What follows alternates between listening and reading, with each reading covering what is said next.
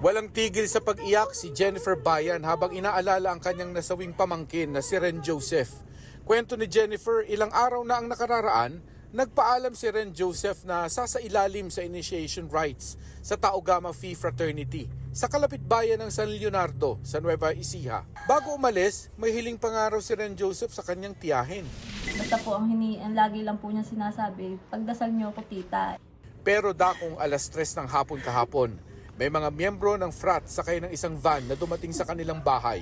Mula sa van, binuhat ng fratmen ng umano'y Tau Gamma Phi si Ren Joseph at itinurn over sa kanyang pamilya. Talagang wala na pong buhay. Wala na po talaga buhay yung pamilya ko.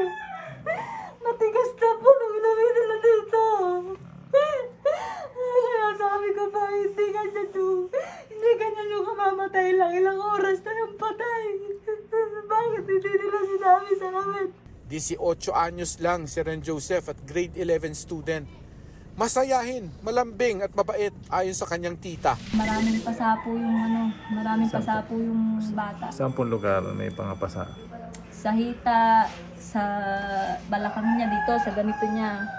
Tapos meron siyang kurot dito, 2, saka dito may kurot siya.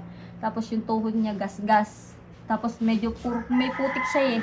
Sa panayam ng DZBB sa Nueva Ecija Provincial Police Office, hemorrhagic shock ang ikinamatay ng biktima. Lumabas po dun sa autopsy na yung pagkakamatay po ng bata is dahil po sa hemorrhagic shock secondary to blunt traumatic injuries to the right and left side.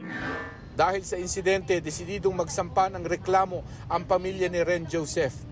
Batay sa investigasyon ng HN Police, identified na ang may-ari ng bahay na pinangyarihan ng hazing. Tukoy rin nila ang mga miyembro ng frat na sangkot sa insidente. Maaari rin tumayong mga testigo ang 6 na iba pang sinalang sa initiation. Bali po, meron na pong iniimbestigahan na kasama po dun sa nakasurvive dun sa hazing yung investigador po na may hawak po dito. Pero medyo hesitant po siya magbigay ng information. Oo. Opo, kaya. Pero andun pa rin naman po yung para makonvince po yung bata na magbigay po ng statement. Wala pang pahayag ang Tau Gamma Phi. Para sa GMA Integrated News, Mark Salazar, ang inyong saksi. Mga kapuso, sama-sama tayong maging saksi. Mag-subscribe sa GMA Integrated News sa YouTube at para sa mga kapuso abroad, samahan niyo kami sa GMA Pinoy TV at sa www.gmanews.tv.